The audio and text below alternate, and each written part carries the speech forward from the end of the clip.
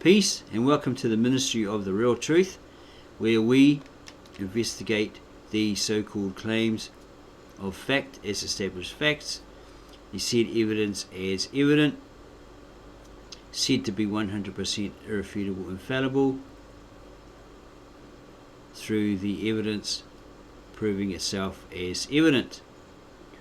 We expose those who make such bold claims through our personal research and investigative techniques,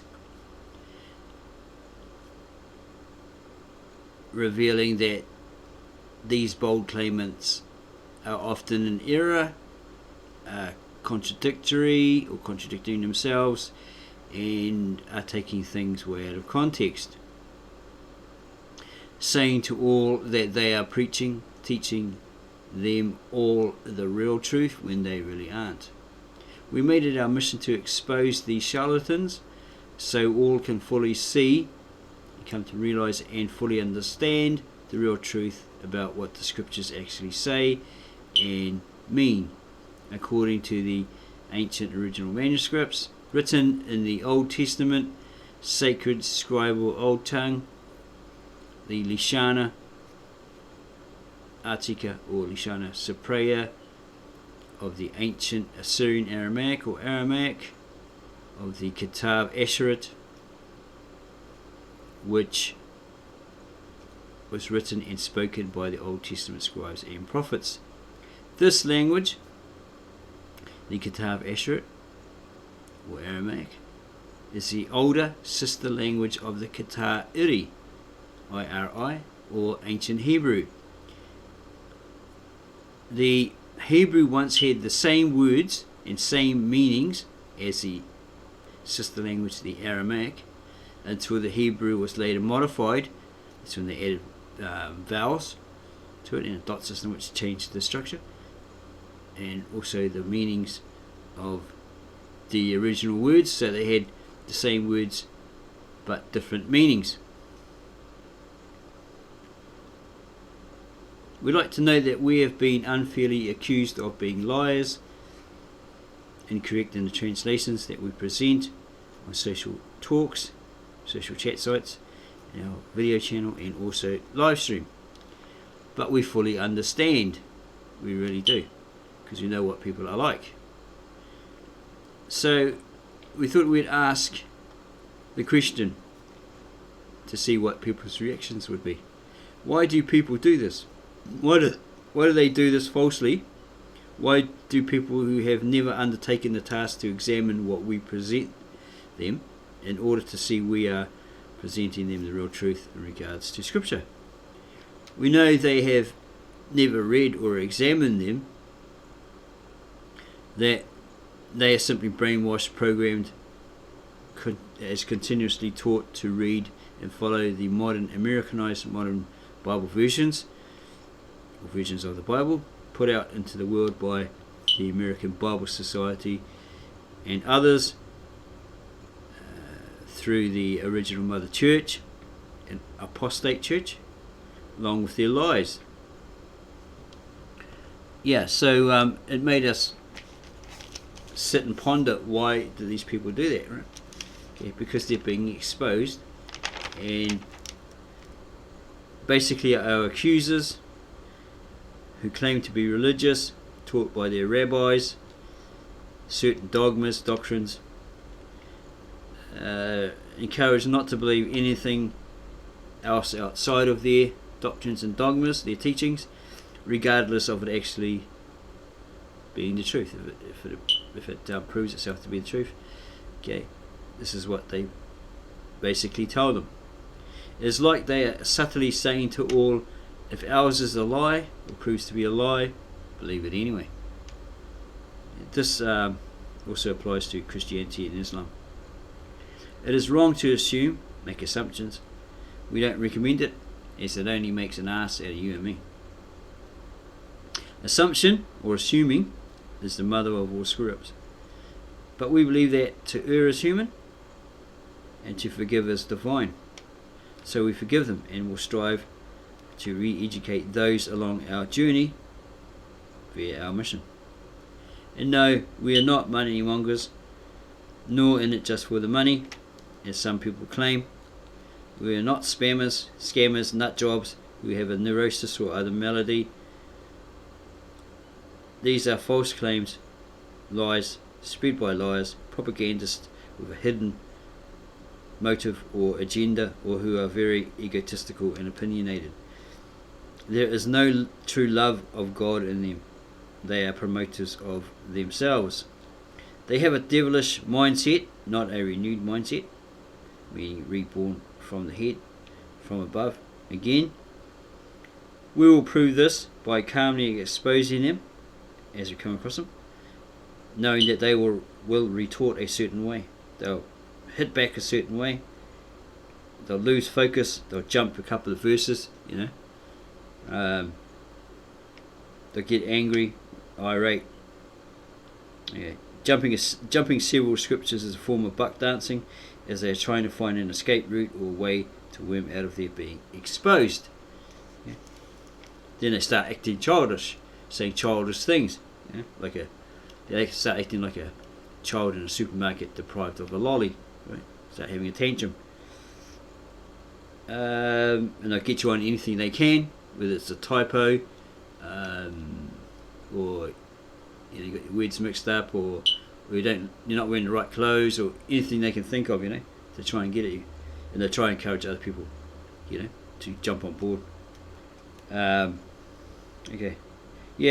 again, we are not money hungry, in it for the money, as many claim, and we are not spammers, scammers, and nut jobs who have a neurosis or have a fairy tale reality, as many have tried to say and convince others around them, that this is fact.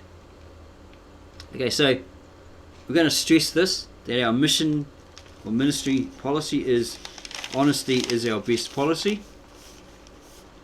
Okay, when we really adhere to that, we really want to, stick to that.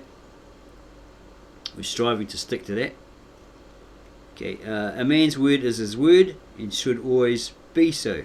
It must be upheld, defended, and always honourable or honoured. This is the meaning of chivalry. So that's what chivalry was all about. A man's word was to be taken as a man's word, and he had to stand by it, right? Uphold it. And again, we're only human. Error proves us human. If we make a mistake, as it is brought to our attention, then we will examine where we went wrong and immediately rectify it, or as soon as possible. Okay, we now present you and all our naysayers with the evidence that Maria Alaha, that's the title of God because he never had a name in the original Aramaic or Hebrew, plus it was too sacred to utter, so you find that Jews will put G-D, or maybe refer to him as Hashem. And his son Maria Yoshua Mashika, or Ishwa Mashika, exists via the original ancient Aramaic scriptures, translated into English by a native-born Mesopotamian Aramaic writing and speaking translator, filmmaker, Mesopotamian historian, Victor N. Alexander. Here is one of his translations, the translation of the original Galilean Aramaic scriptures into English.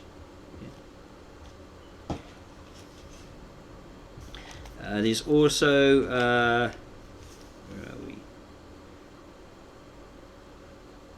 Okay, so we now present you and all our naysayers with the evidence that Maria Alaha, God and His Son, Maria Yoshua Mashika, or Yeshua Mashika, or Jesus the Messiah, actually exists or existed via the original ancient Aramaic manuscripts given by Thomas, a disciple of the Messiah, to the original Apostolic Orthodox Catholic Church of the East in Urhai, now modern Turkey. The appointed high priests of this church were given the original manuscripts, and they hid them from the Roman Catholic Church and Islam, then Mohammedanism, therefore preserving them intact for over 2,000 years, as verified by the original or in the Eastern original Syriac Peshitta, translated into English by Messianic Jew Andrew Gabriel Roth. Okay. We can show you evidence. Okay. This is actually on his website, the AramaicScriptures.com, but well, it was, and it was suddenly disappeared.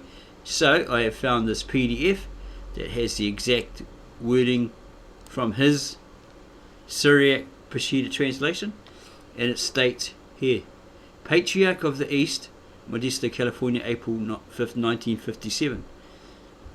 With reference to your letter concerning the translation of the Aramaic Bible and the originality of the Peshitta text, as the Patriarch and head of the Holy Apostolic and Catholic Church of the East, we wish to state that the Church of the East received the scriptures from the hands of the blessed apostles themselves in the Aramaic original, the language spoken by our Lord Jesus Christ himself, and that the Peshitta is the text of the Church of the East, which has come down from the biblical times without any change or revision. And there he is, Ma Ishai Shimon, by grace, Philochos, Patriarch of the East, who was assassinated in 1975. So there's verification there of that. Okay, Aramaic Peshitta PDF, you can download it free from online. And we also have where is it? No, it's not the one. This is called the liturgy. Make it a bit bigger. Of Ma Thomas. Liturgy established by Saint Thomas, Apostle in India, by Bishop A.D. Maton. And in here it states, okay, it's all in Malayalam, I think that's Indian. Okay, it's only a little bit of English in here. I just got to try and find it. Okay, where is it? Oh, it was there? No. Oh, where is it?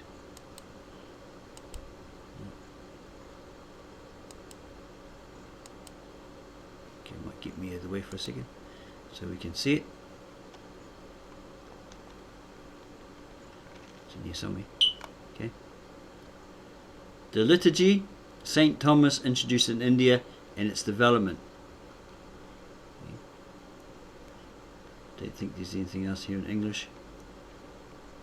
That's basically saying that these are a copy of the.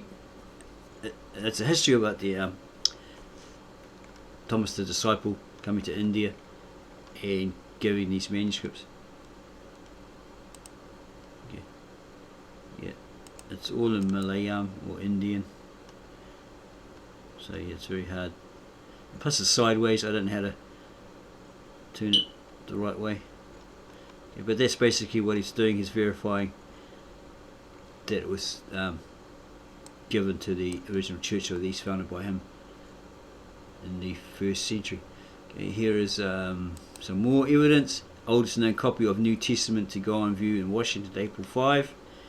Okay, a 5th century New Testament manuscript was transferred from a bank vault. Okay, I did have another picture of the Aramaic scriptures.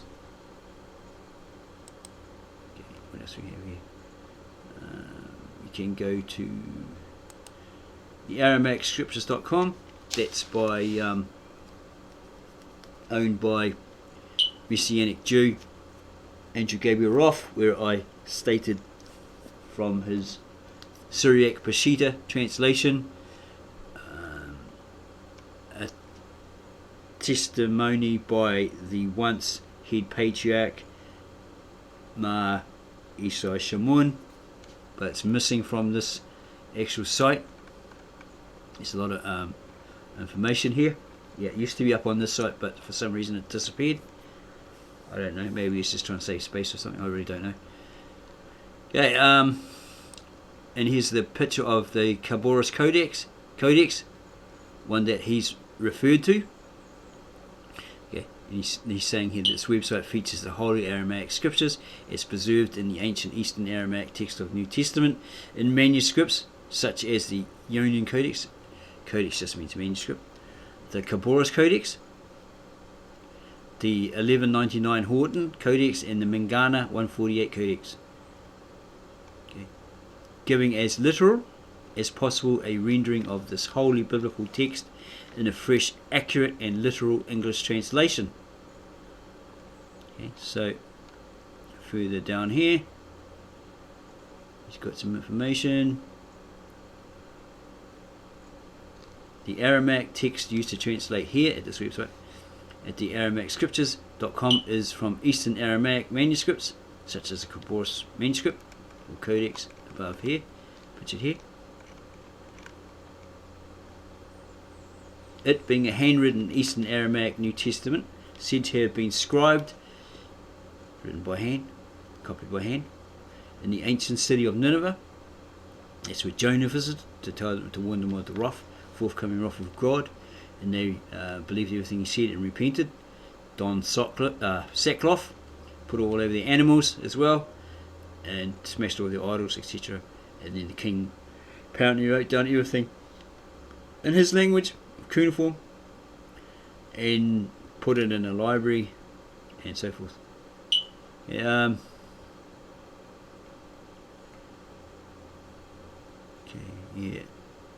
Said to have been scribed in the ancient city of Nineveh, and which is thought to have taken place sometime between 800 to 1000 AD, and said to have been officially certified by a bishop of the Holy Apostolic Catholic Church of the East as being a faithful copy of a much older Eastern Aramaic New Testament manuscript, likely scribed during the mid-15th century, which in turn likely was itself a faithful copy of the original Aramaic New Testament scriptures, believed to have been produced in the ancient city of Urhai or Odessa in the late 1st or early 2nd century.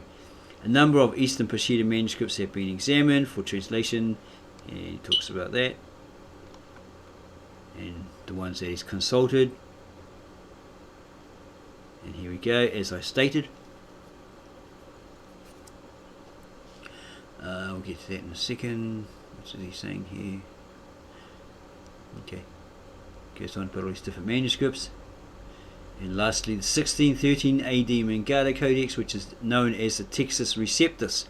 Okay, this Textus Receptus is Latin for that revealed, some wording like that, some meaning like that, something that was revealed. Received, the text that was received of the Eastern Aramaic New Testament. These all were carefully compared when a scribal mistake in one of the manuscripts was made, while making certain that all the original Eastern readings were present in this English translation, as preserved by the Holy Apostolic Catholic Church. Okay, so this guy on a social chat site that came at me and quoted the Textus Receptus, right?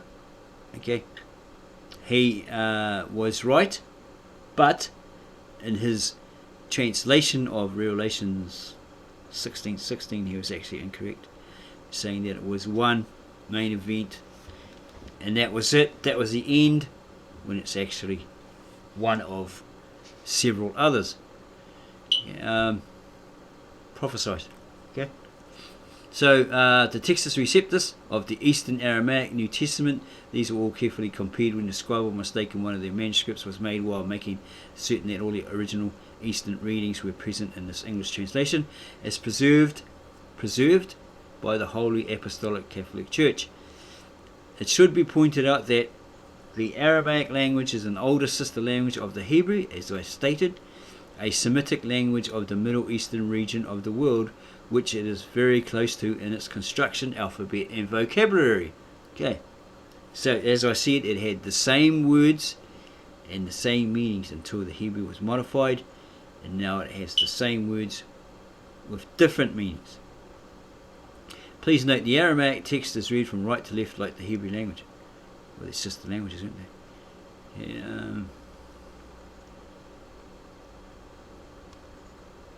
Okay, and this is for the naysayers. They say, "Oh, they might have had an agenda. Why doesn't it match the KJV here?"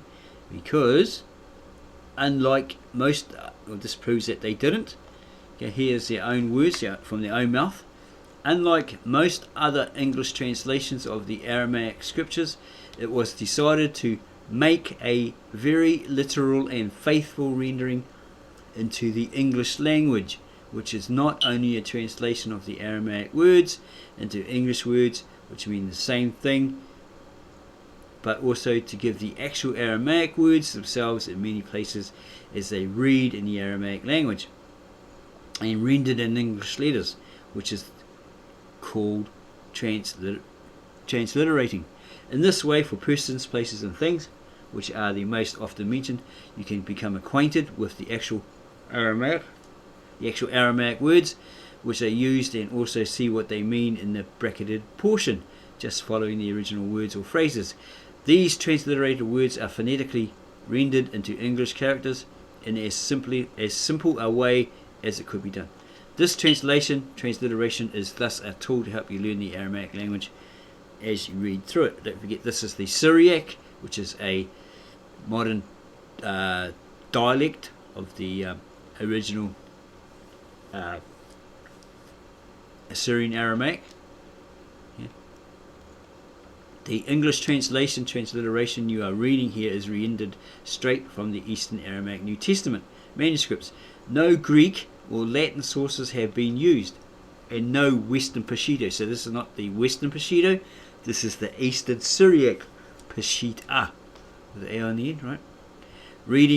No Western Peshitta readings have been used. This English transliteration is as literal and faithful to the Aramaic source text as could possibly be made, while still being readable, understandable in the English language. Some Aramaic idioms are retained, their thoughts expressed,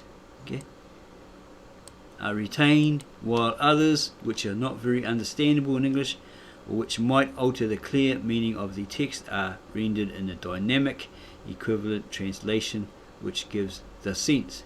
Also, many other Aramaic English translations produced during the 19th to 21st centuries have been checked, consulted to see how they render the very difficult passages. Prayer for wisdom and so he's probably referring to the Yonan, the Lamsa, and so forth. Okay, some history on it. Okay, there's even some audio.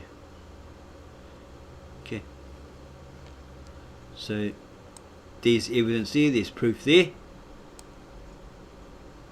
Okay, we also have,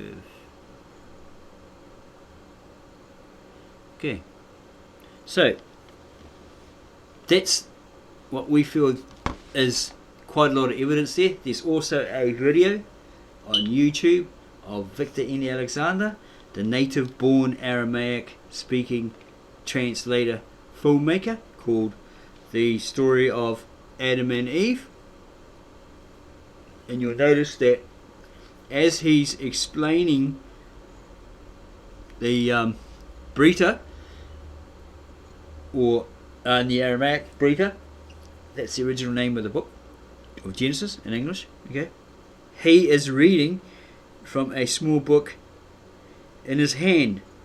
That is a copy of the original manuscripts in Bible format that he had bought from one of the high priests of that original Apostolic Orthodox Catholic Church. So that's what he's reading from, and you'll notice that he's speaking in some funny language. It's probably Aramaic, but it's like Chaldee. Yeah? You'd have to ask him to verify that. I'd probably have to do that myself, but that's what I have come to understand through researching about him and where he's from, Bet Narain, and etc. Okay, so we're also going to prove that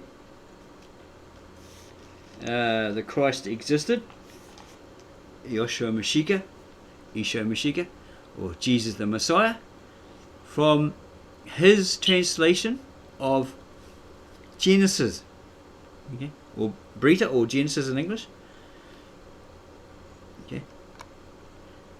Here, Genesis 1 verse 1. From the very beginning, it actually speaks of the Christ, okay, or Jesus the Messiah.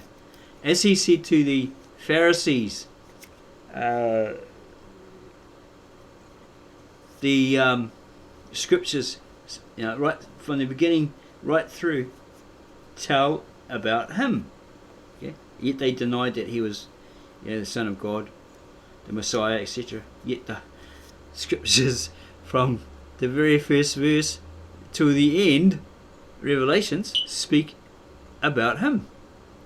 So here we have Genesis 1 verse 1, and it reads from the Brita, the original Lishana Artika, Lishana Cypriot, the Assyrian Aramaic, Kitab Esrit, into English as the beginning, for he was that beginning, the Son of God, with a muta, creates the heaven and the earth, or the heavens and the earth. Notice there's a footnote asterisk here. Okay. Get in the bottom of this to where the footnote is. And it's basically telling you to compare John 1 verse 1. And it reads with Brita or Genesis 1 verse 1. In the beginning of creation there was the manifestation, and that manifestation was with God and was the embodiment of that manifestation. You probably like wondering what that, because 1 John verse 1 says, in the beginning was the Word, and the Word was with God, and the Word was God.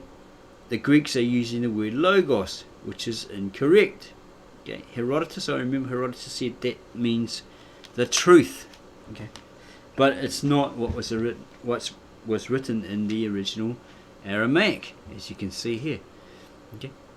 So in explaining this, in the beginning of creation there was the manifestation. Okay. It's something that comes out, something that wasn't revealed, but then it's suddenly revealed. It comes out from something. Okay, from something, and it's revealed. Okay. And that manifestation, it's hidden, right, and it was revealed, was with God. Yeah. So it was accompanying him. He was with him, his companion. He was beside him. Yeah. It's his companion, and God was the embodiment of that manifestation. Okay. So it's saying here they are one and the same. Okay. He's the embodiment of that. God is the embodiment of that manifestation. How so? Because if you look at Exodus, when Moses was talking with God, he said, a man can't look at God in all his glory and hope to live. He'll die, right? Because he's too glorious, etc. Right? He's too holy, too pure, too bright. A man would die, right? So what he does, he manifests himself. He becomes incarnate in the flesh. Okay? So he becomes a human. He comes to earth and he tells people, the good news of salvation, and the way back was through him to God, right? Because sin had, or the iniquities, the sin had caused a gap between them and God, so there's no way back. So he was got to be that sacrifice, that way back.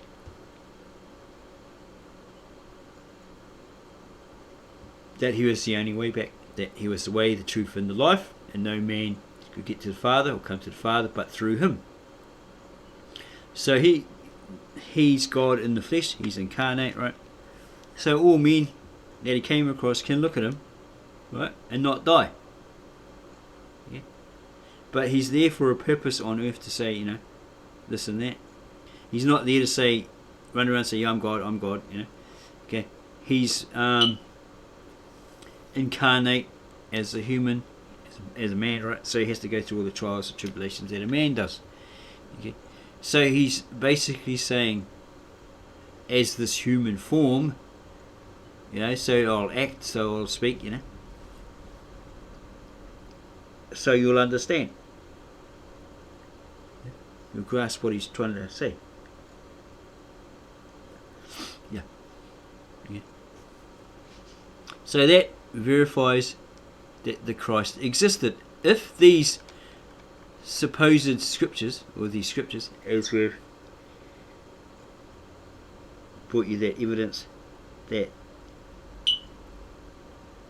they are genuine, that Thomas or whoever, those disciples, wrote down all they heard and saw, right?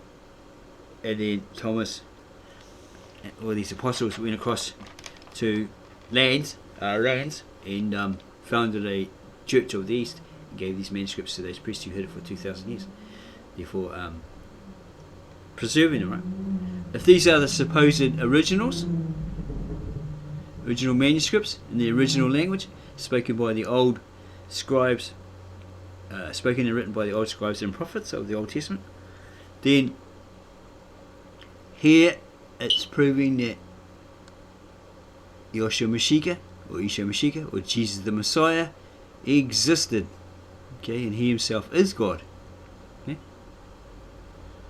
And he created the heavens and the earth. And also there's the Hebrew pictographs.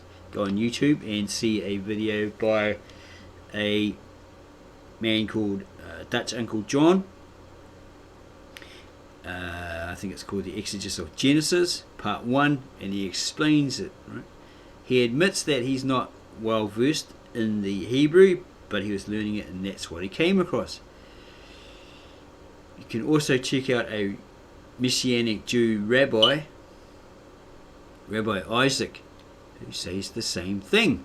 He uses the Hebrew and the pictographs in his lessons, explains to you what they actually mean. That there was the owner of the tent, the keeper of the tent, and the prophecy that this Multa, this manifestation, this Messiah would come, this Creator God would come, and he would die on a cross by his own will, okay, for all mankind. So, whenever Genesis was written and compiled, let's say written, right? Underneath all of this was that pictograph and that prophecy in that language, okay? But here it is. It speaks about him from the very first verse. Okay. So it's got to be prophetic, isn't it? Doesn't it? If 5,000 years later or so, 4,000 years later, this Christ comes and eventually he's killed, crucified and dies, buried, and is resurrected after 3 days and ascends to his Father in heaven, right? Well, he comes, he's crucified, then he dies and he's resurrected. Okay, there's evidence there. If this is the original manuscripts, as was attested earlier in the video. Okay, and then you have here 1 John verse 1, attesting or testifying that he indeed existed. Okay. Now the Multa, you're probably wondering, what was that word you used, the Multa, what does that mean? Okay. Further on, I think it's further on in the Aramaic translation, it actually explains what the Multa is. There's no English equivalent, right? No equivalent in the English language, yeah, in the Aramaic, right? So this translator, Victor N. Alexander, had to search for a word that was closest to it. So he came across manifestation, okay? And that's what Multa means. But it's a sacred title only reserved for Yeshua Mashiach, or Yeshua Mashiach, Jesus the Messiah. It's not for anyone else. So he comes also in his father's name, okay, which is Maran in the Aramaic, master, right? Or Maya, Maryah, it's master God. He comes in his father's title, because God never had a name. He only had titles in the ancient Aramaic. So he came incarnate as bearing the title Yoshua, or Isho, a Messiah, Mashiach, right? Or Jesus the Messiah. But he being born of a virgin as a man, growing up to be a man, he was called in the Aramaic Joshua, okay, or Yeshua in the ancient Hebrew. He also had another name, you find in Matthew, where it says he shall be called Emmanuel, okay, which means God, that God is with us, and also Nusrat. I just checked it. It's the proper pronunciation of that. It's in Matthew 1 something. Hang on. Matthew. Where are we?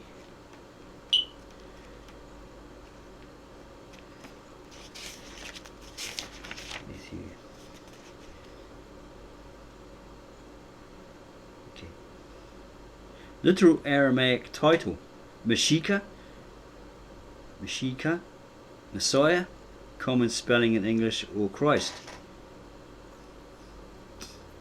Pronounced Isho. Okay, his name Joshua is pronounced Isho, because usually it's YSHO in the Assyrian.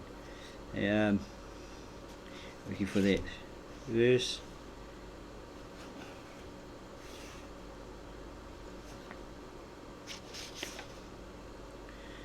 She will conceive and give birth to the son, and they will call his name Emmanuel, which means Allah, or God is with us.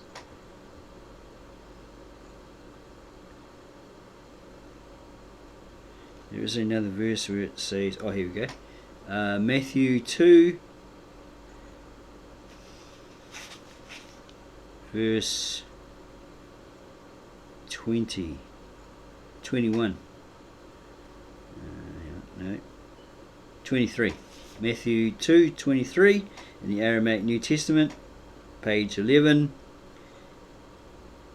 And he came and lived in the town called Nazareth. There's a footnote indication there. So that what the prophets had said came to be fulfilled. Or came to be, right? That victorious he shall be called. Footnote 2:23 in Aramaic, pronounced Nusrat, meaning the victorious, or of the town of Nazareth. We had an Indian girl that stayed next to us. I found a old school folder or book or something with her name on it, and her name was actually Nusrat, and her parents were actually Christian, so that was quite interesting. Okay, so there we go. Genesis 1, it verifies in the very first verse that Yeshua Mashiach, the Messiah, Jesus the Messiah, actually existed. Okay, exists. Okay, in 1 John verse 1 says the same thing. Okay, so all throughout this Brita or Genesis, it speaks of him, right? Okay, here 1 John verse 1, in the beginning of creation there was the manifestation. That manifestation was with God, and God was the embodiment of that manifestation. John 1:2, this was in the beginning with God.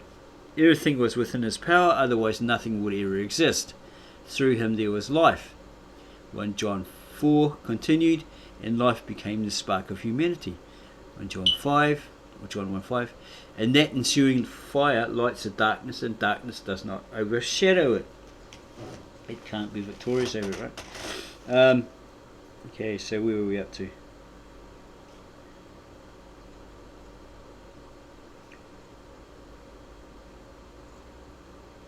Okay, we talked about the patriarch. So we've produced all the evidence. The statement of the patriarch Isai Shamun.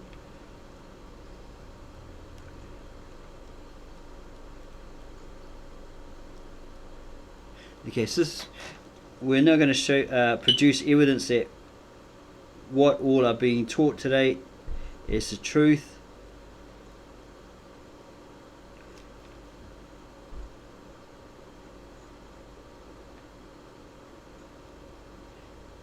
Okay, and here is evidence that what all are being taught today is the truth.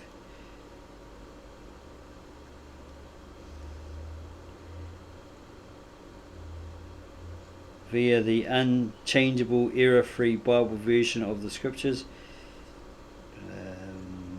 the King James, the NIV, etc., claim to be error-free, incorrect, in error, mistranslations, bad interpolations, second to fourth generation transliterations. Many verses verify this. Okay. We show comparisons between the original Aramaic manuscripts and today's modern Bibles. We can also show evidence online via BibleHub.com, BibleStudyTools.com, etc. One similar to this, that even the Strong's meaning can often be wrong. It's evident, it's been proven, it's fact that a lot of times they can be actually wrong. Okay, so what they're doing is they're translating from the supposed Greek. Okay. So all these Bibles translated that people are quoting from are usually from the modernized Greek, not the Koine or classical Greek. All Bibles are copies of the 1900 missionary Bible, which essentially was the King James Bible version. They used and tried to translate it into Syriac, the Urmia Bible of Iran, but botched it. We have evidence, we have proof. Okay, we'll read from what's his name? Okay, we'll read from Victor N. Alexander's Aramaic New Testament introductory note or translator's note. Okay, on page 3. Okay, this is also known as the Disciples' New Testament. It just has different covers. Maybe it has lots of footnotes, or maybe it doesn't have page numbers, etc., etc. Okay, and he says here on page 3, the Disciples' New Testament is a translation of the ancient Aramaic New Testament scriptures of the ancient Church of the East directly into English. The ancient Church of the East began in Jerusalem at the time of the disciples and apostles of Yeshua Mashiach, or Jesus the Messiah. The ancient Aramaic scriptures were compiled into one book in the middle of the 4th century AD by the scribes of the ancient Church of the East in the city of Urhai, later called Edessa. Urhai was in Asia Minor, today's Turkey. It had the first university in the world where the scriptures, the sciences, medicine, mathematics, history and literature were taught. The idiomatic wording of the majority of the passages is in the text of the translation.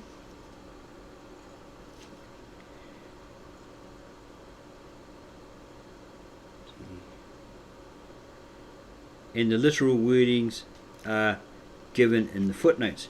I'll show you an example of a footnote. You might not be able to see it, so I'll get a big one. Okay. Say, you probably can't see it, but yeah, it's right there. Yeah, footnotes. Okay, every page has a footnote. You can see it. There, at the top here. Yeah, explanation of what was being said in the Aramaic. Okay, it can be a little confusing because it's idioms, right? Explaining idioms, and sometimes it's like put into the exact wording, how you translate it, from one language into another, before you correct it grammatically into the English, usually the English. Okay, so yeah, the idiomatic wording of the majority of the passages is in the text of the translation as shown, and the literal wordings are given in the footnotes. Sometimes the literal wording is left in the text. At times, the footnote indicates that the literal wording is retained, and the footnote gives the equivalent of the English language idiom or words. When there are no equivalent words in the English language for a word or phrase, the implied words are included in brackets. When there are extra words in the ancient Aramaic text that will sound redundant in English, the additional word or words are included in parentheses. This way, none of the words in the original scriptures are left out. The footnotes appear at the bottom of each chapter as lit.ar.idiom. This stands for literal Aramaic idiom. When it comes to names of people, there's only one name. It sounds the same both in English and the Aramaic language, and that name is Adam. All the other names in the Aramaic language sound different in English. Therefore, Victor Alexander has chosen to retain those names, or three names, in the original. The first is the name of Joshua, Eashoa, is called Jesus in English. Victor Alexander felt that the name of Joshua should be pronounced correctly. Yeshua. The second is the name of Allah. Allah is called God in English. There is no such word in the Aramaic Hebrew language. Plus it was two sacred data. Okay. That's what Jews think. His name is too holy, too sacred to utter. The third is the name of the Messiah, from Mashiach in Aramaic. Messiah is called Christ in English. Mashiach means the anointed. Messiah is an acceptable rendition of this word, while Christ comes from the Greek word for oil, and therefore the anointed in Greek. Since the New Testament was originated in the ancient Aramaic language and not in Greek, as many boast or try to claim, the word Christ is not used in this translation. Okay. The Aramaic New Testament, or the Disciples' New Testament. Ancient Aramaic is the Western designation for the language that emerged out of Nineveh, capital of Asher, around 800 BC.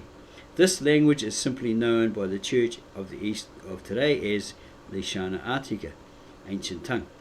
It was the first alphabetical language invented by the Asherai people. There is a monument in the British Museum which has this language etched into it and marked as belonging to the period of 800 BC. The modern scholars of Judaism refer to this language today as Ashrit, but a lot of Jews that I've come across have never heard of it because these rabbis aren't really covering it. There's only one that made some mention of it, Rabbi Reuven. Okay, but they don't talk about it. Their main emphasis is the Hebrew. Everything in Judaism, etc., the Hebrew. Even though sometimes they may acknowledge, there's a little bit of Aramaic in there, but they don't really, do it extensively as I am, or as Victor Alexander is. Okay.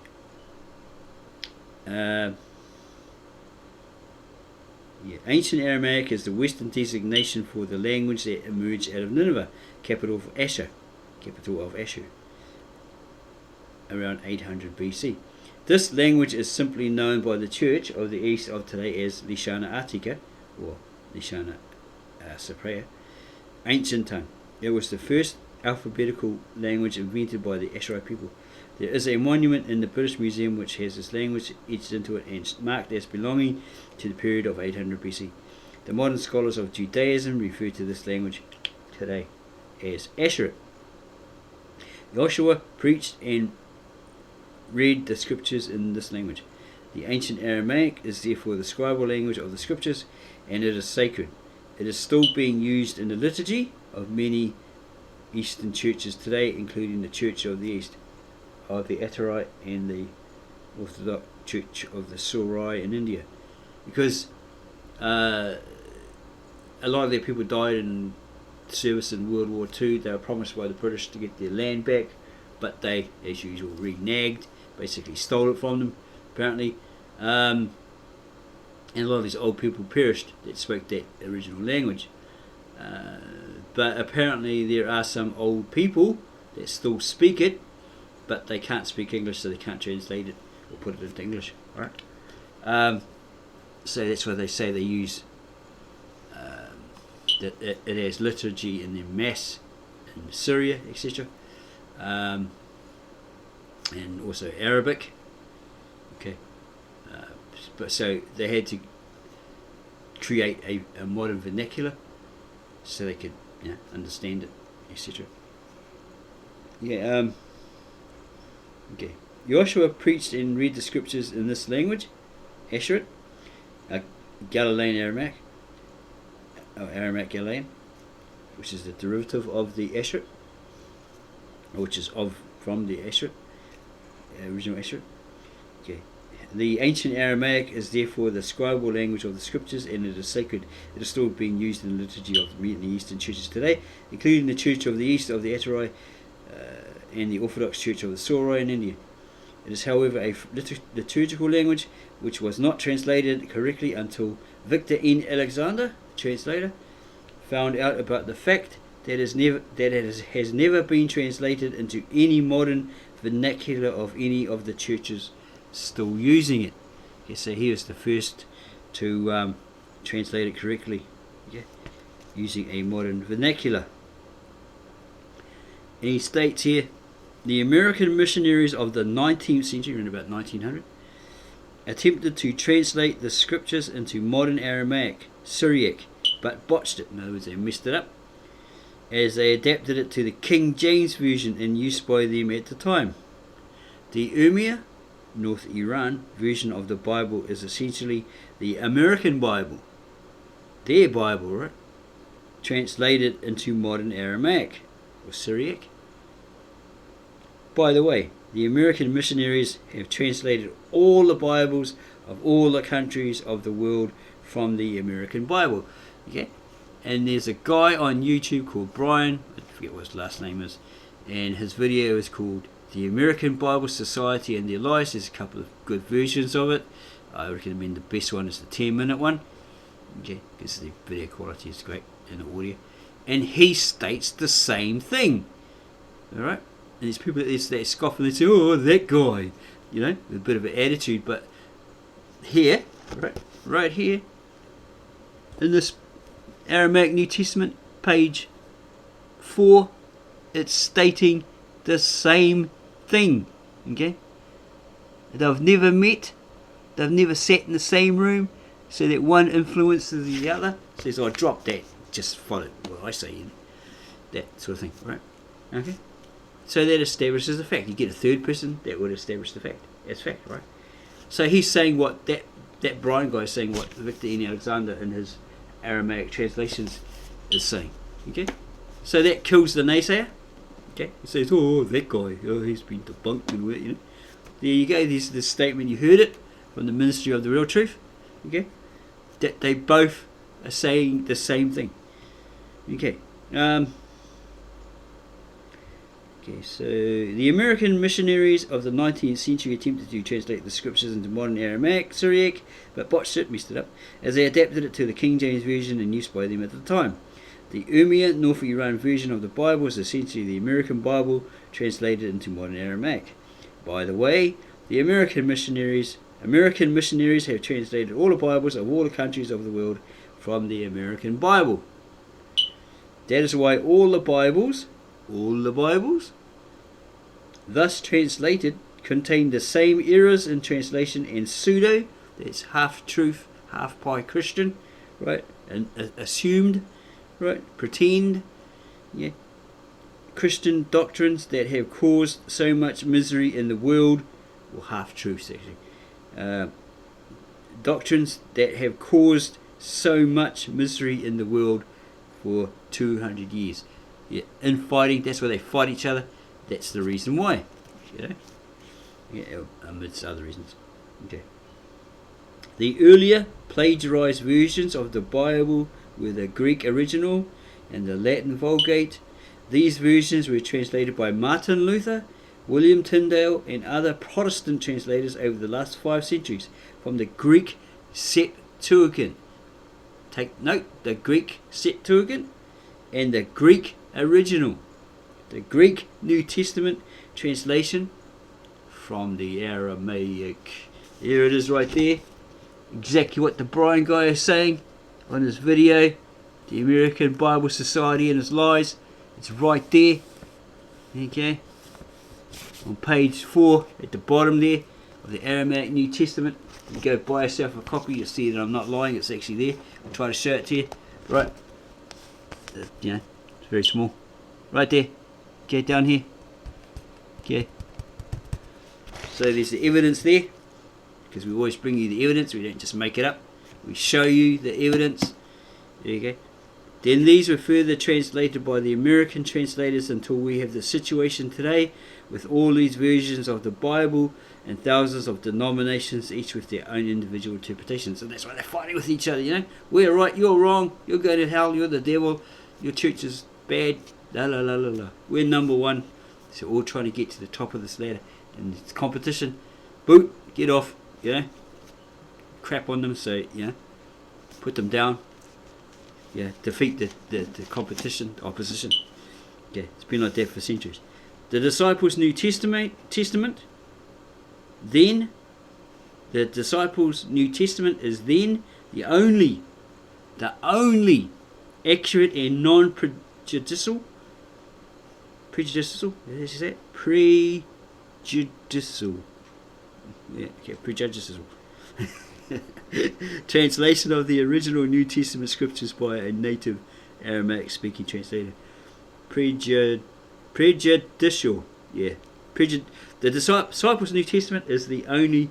The disciples' New Testament is then the only accurate and non-prejudicial translation of the original New Testament scriptures by a native Aramaic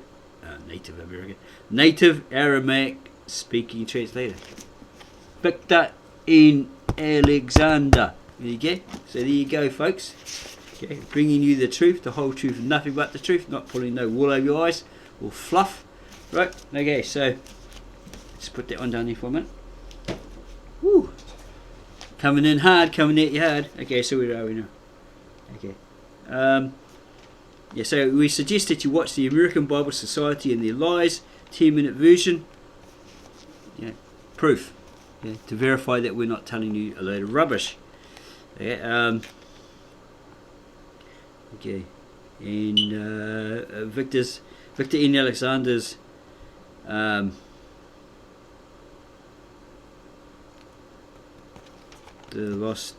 story of Adam and Eve on YouTube. Okay, and again, these two men have never met, so could not have possibly influenced each other, or one influence over the other to drop his ideas and take on the other ones. Okay. If you want to verify this, if you still don't believe me, go and find the email for Vic Alexander or that Brian guy, asking them for verification. They'll gladly give it, I'm sure of it. Okay. And some have said and may in the future in regard to scriptures, reviewed and compared. What the heck have I written here? Some have said and may in the future, in regard to scriptures, reviewed and compared, that the translators may have had their own agenda, biased, prejudices, twisted scripture, or added their own flavour to it.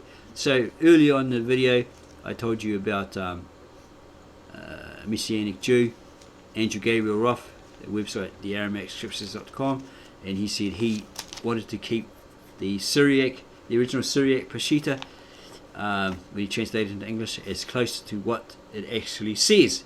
Okay, and he didn't add his flavour, bias, whatever. That's the same with Victor N. Alexander.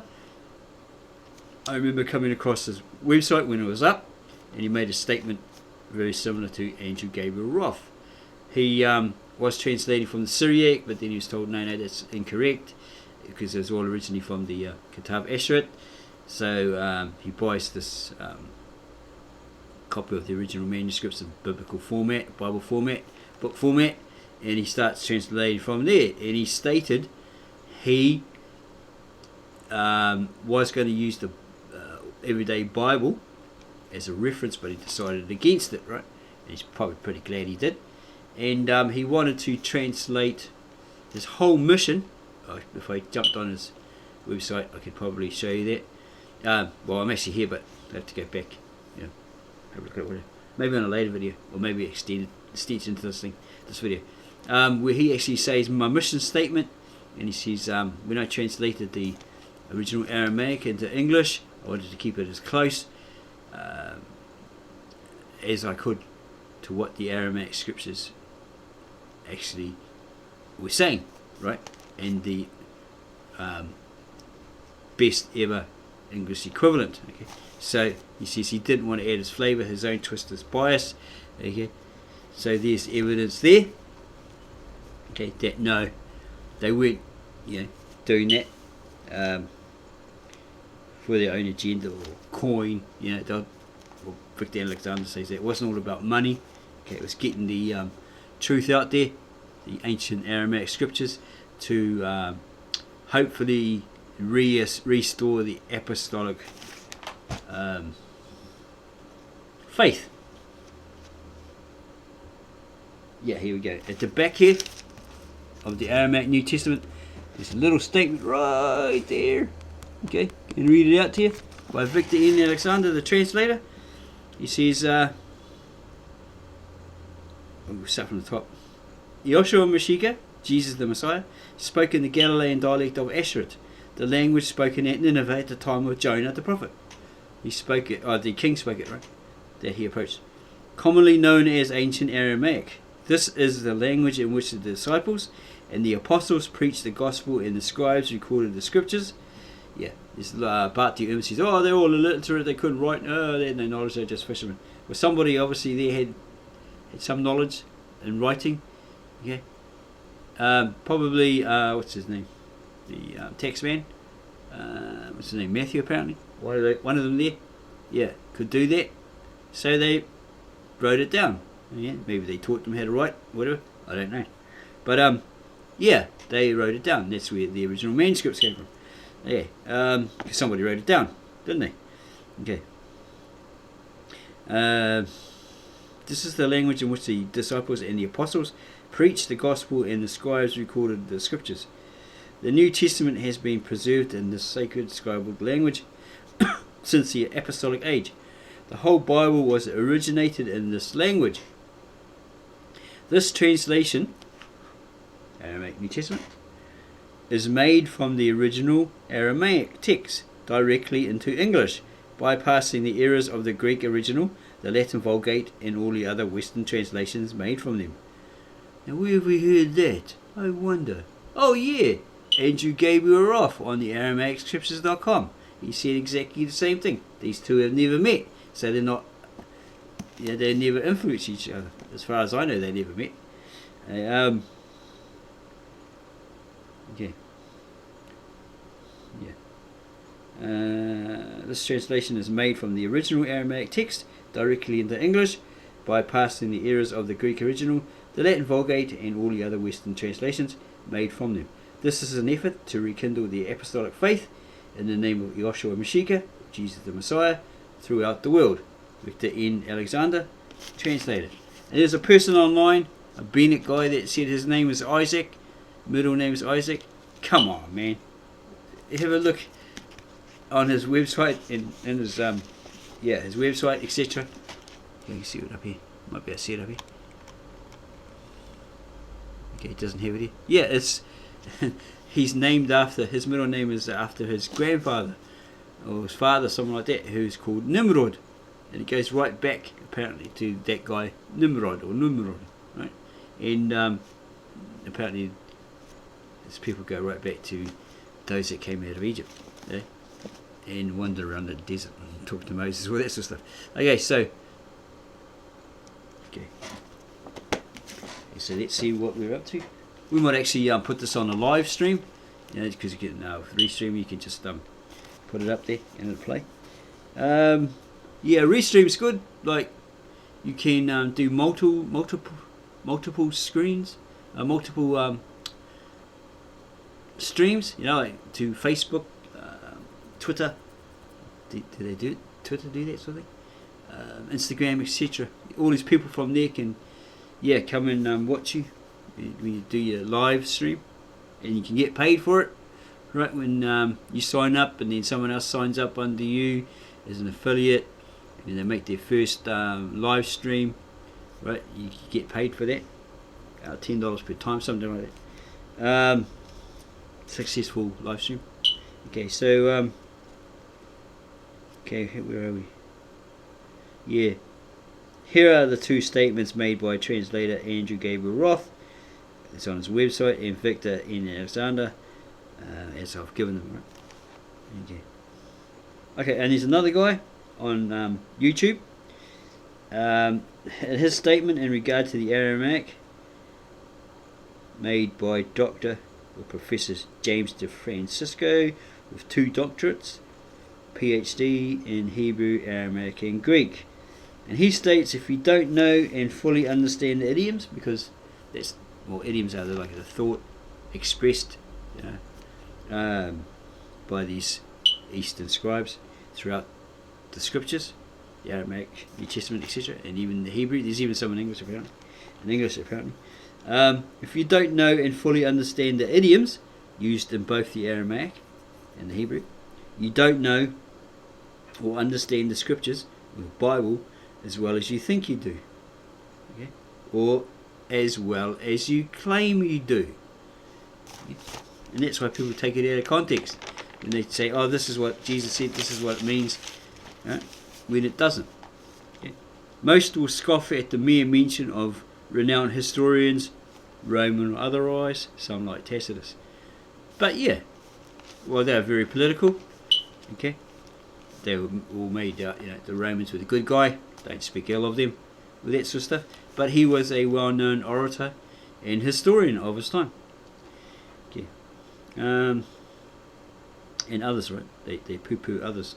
I know I have experienced this, but these people are propagandists intent on pushing their particular brand of Bible scriptures, okay, and understanding, and don't want to see or fully realize and know the real truth. They are happy to stay blind and dumbed for various precarious reasons.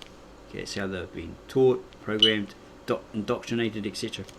Okay, they are happy to stay blind and dumbed. Let them be. You will never convince them otherwise. They are comfortable numb. Abandon them to their own vices, as you cannot teach those who think they know it all already or don't want to be taught. Don't strive with such people. These are those who don't want to be taught. So we at the Ministry of the Real Truth have opened the door to the real truth that only you can walk through and become successful in doing so. Will you enter through that narrow door? Enter now through that narrow gate. Get onto that narrow road, for many people are called but few are chosen, and therefore few find it. We believe that you have found it today. Okay. Okay, we've put here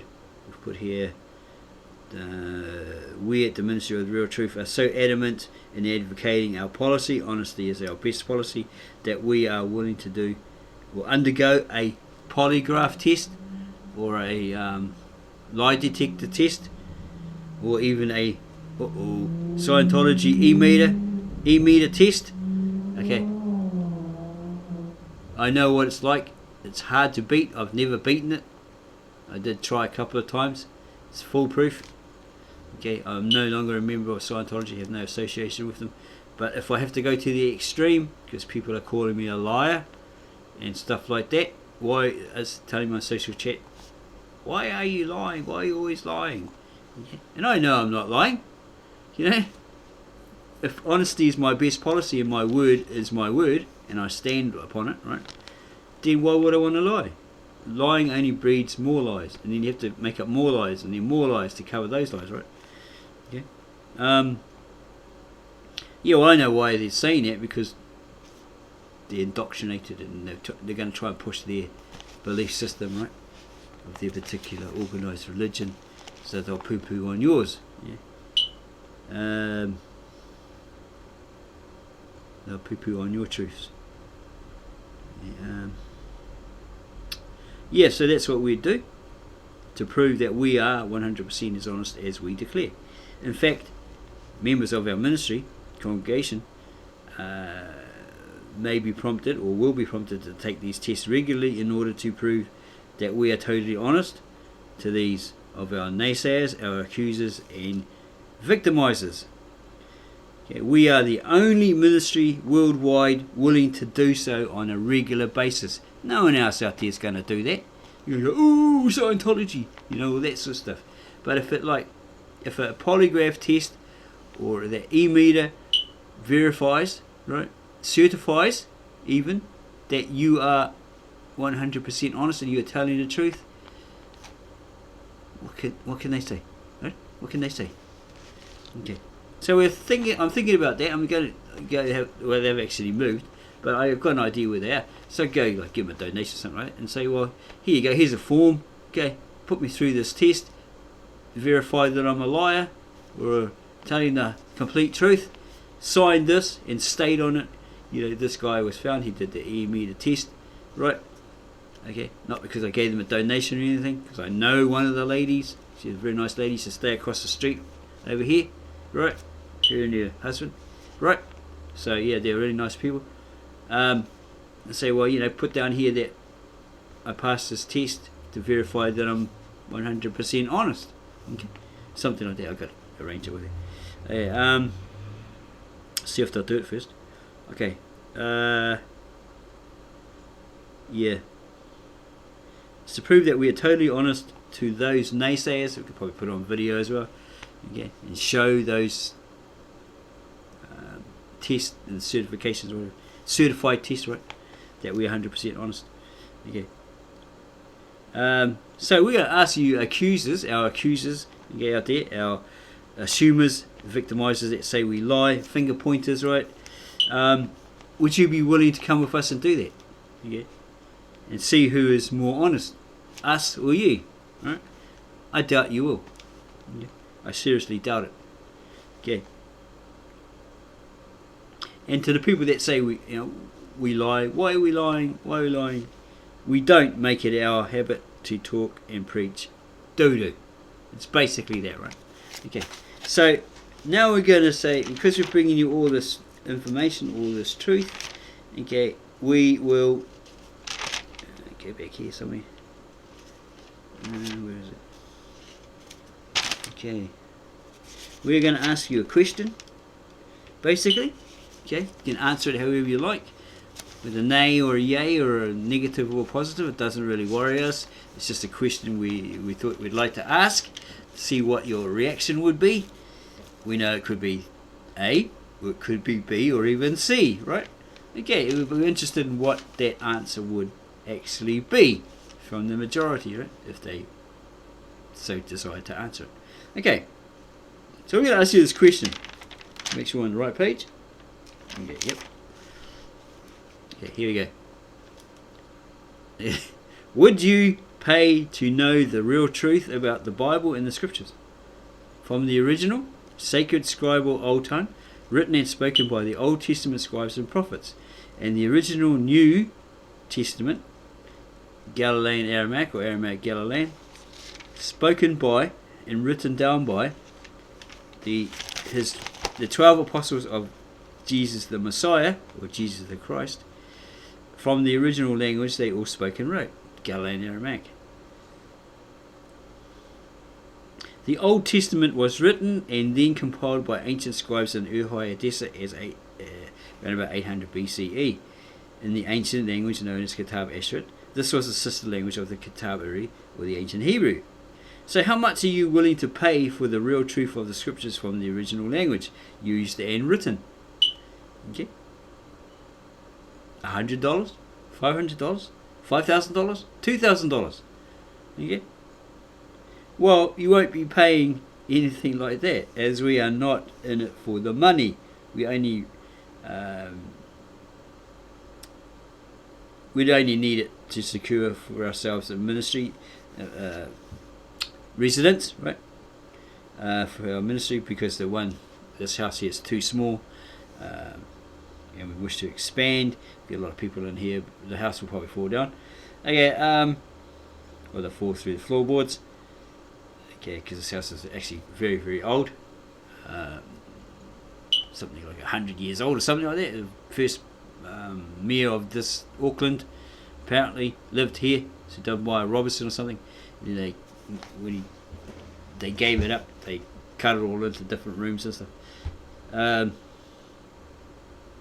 Yeah, so you only need it to secure ourselves a new residence with our ministry, the Ministry of the Real Truth in New Zealand, so that we can teach all the real truth then send them forth to teach others that real truth.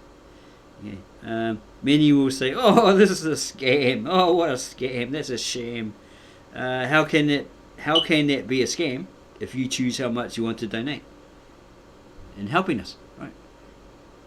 What I'm saying is, if you go to our PayPal account, you'll see that there's a choice, 3 choices: $5, $10, or $30 a month. It's completely up to you. Or you can just simply donate by other means, right? That we supply underneath the video. So it's not a scam, it's not a sham, it's just an idea we had, you know. So yeah, don't run us over with your vehicles or anything, or you know, curse us, or that sort of stuff. Put a hex on us. Okay, it's just a question. That's all. That's all it is. We're fishing. Okay. Okay. Yeah. So this is not a scam or another fly-by-night internet scam. Okay, or spam or ham or whatever you want to call it. Yeah, in fact, we'll include our email address. Well, I don't know about putting a contact number. Maybe through that. Okay, because you get a lot of silly people. Yeah, dating services or something. Porno type things. Idiots like that. Silly people like that. Where people just say hello and that's it. It's like, well, why even bother? See? Bots probably. Okay, so yeah. Yeah, we can supply an email address. We try to fix Skype so you can talk with us face to face. We'll give you our YouTube channel link so you can see our videos, other videos, and decide for yourself if we are really who we claim to be. Okay, okay, and here's some truths. Our ministry is a registered. Well, oh, go back up there. Okay, our minister, that's me, the educator, is a registered online minister with missionarychapel.com. Ooh, somebody out there laughs. Basically because I wanted to avoid the common Bible college and the seminaries and stuff where you have to undertake a course or whatever and learn what they dictate you. Right? And then you have to go out there and then push what they dictate you. Okay, because you might get let's say we're excommunicated, like kicked out and all that sort of stuff, right? Because I can speak from experience, because I went to join a course that I saw advertised in the newspaper called Pathways here in New Zealand. Rang them up, and they basically told me about it, and it was going to cost me about $6,000 for the year or something like that, and then I'd be able to go door to door and preach, right? So, being a person who stops and thinks, tick, tick, tick, tick, you know, goes around your head, I asked the lady, okay, so what if I find that what you're teaching me has some contradictions or it's incorrect or whatever, right? And I go to the door, the house, knock, knock, knock, preach, preach, preach, and it happens to be a preacher there or ex-preacher who says, what? You just told us this, but it doesn't mean that, so you are false, you are lying, la la la la, right? So I've got to like try and cover that lie with another lie, right? Without realising that I've been taught that, right? Okay? You flip through the Bible and say, oh yeah, you know, and you say, well, that's another lie, you got it wrong there, you're false, go away, that sort of thing, right? Okay? And this lady says, no, you just teach what we teach you. And they're like, oh, stuff that, you know. I'm not going to go to someone's house and go knock, knock, knock. I'm here to tell you the truth, then tell them a lie, get caught out, you know, get told I'm a liar, right? Thinking that I'm telling the truth, when the guy can verify that I'm lying. Yeah, I didn't realise it, but you know what I mean. So I go back and I question these people and I say, hey, this priesty guy, this preacher at this house said this is what it means. He's fluent in, you know, he's got PhDs or whatever. He's an expert. Okay, he's got doctorates or whatever in Hebrew, Greek, and Aramaic. And he said, he explained to me this is wrong. Right? This is according to those languages, whatever he's referring to. Right? It's wrong. The Greek, whatever. Oh, it doesn't matter. You know, that sort of attitude, like, yeah, just carry on. You know, it's like, isn't that like hypocritical? Yeah, proves that it's false. Anyway, Yeah, so where were we? Okay, basically I've covered this week that we earlier on in the video. Our mission motto: honesty is the best policy, of which we stand by wholeheartedly. As David before Goliath, we cut down the giant lies sold us by today's numerous churches, the charismatic and the prosperity, etc. Plant the seed, and you shall reap the harvest. Give us $1,000 right now through your credit card. Yeah, we'll give you the shoelace, or something like that, right? Supposedly worn by one of the disciples, and you see on it's like made in China. Yeah. Send your money in now, and all sorts of stuff, because God said so in the Bible. You must love Israel. Give us all your money. That sort of stuff. Yeah. Kenny Copeland and all that. Okay. Yeah, these charismatic and prosperity churches all into the coin, right? Okay, so yeah. Okay. Many will, as they can, debunk our established facts and evidence presented through our videos, through social chat, talks, whatever, because they can and will, but they cannot deny it if it is 100% proven infallible and irrefutable. The evidence proves itself. The facts are established facts as facts, alright? Okay. And a man's word is a man's word and should be honoured or honourable. Okay, and a man should stand upon it and defend it at all cost. This is formerly known as chivalry.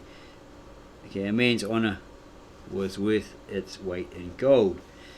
So, help us help you by re-educating you to the real truth about the real scriptures by buying into our ministry right now. Donate to our PayPal account. There are 3 options there to choose from. Okay, you don't have to. It's just a suggestion because we're giving you this information that you have no idea about. Okay, the 3 options are like US $5, $10, US 30 a month. You decide which you want to choose. It's all over to you. It's all up to you. Okay, we suggest you start small. Until you can build up that trust with us. Is anybody else out there going to do that? No, they're going to demand, oh, it's best to go with the 30, make up excuses. Okay, we're giving you that option. Nobody else out there is going to give you that, right? Because they don't care. They just want your gold. They just want your gold. Just want all your money. Give me all your money. Okay, it's part of our honesty, right? Policy. Build up your trust in us, then increase your monthly amount. Okay. Any questions? Email us at. We'll give you the email below, and we'll answer your questions as soon as possible. Okay. Again, we're going to ask you: will you donate to know the real truth about the real scriptures from the real manuscripts, hidden and preserved by the original Church of the East, founded by the original disciple of the Messiah, right, Thomas. Okay. In regards to Yoshua Mashiach or Jesus the Christ. Okay, and here's, in case you're wondering, is this a scam? Is this a sham? Where's this money going to go? A portion of each donation will be used to secure ourselves a ministerial residence, as our present premises are too small as we are expanding. We wish to expand. And other pushes to help create a new community within a current community, a new government within an already existing government concept, a totally free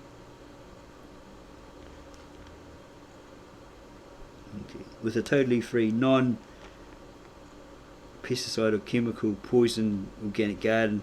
Yeah, it's just a business option we're doing, looking at from seedlings to mature vegetables and herbs, and on sell them cheaper, to other people because they're so expensive in supermarkets here. Like, found one place and had half a pumpkin, and they wanted $5 for half a pumpkin. It's like, oh really? $5 for half a pumpkin when you can buy a whole one for that price? Crazy. We sell them, on-sell them, or trade them. What we want to do is we want to trade them, right? Trade all that stuff for the equivalent value, right?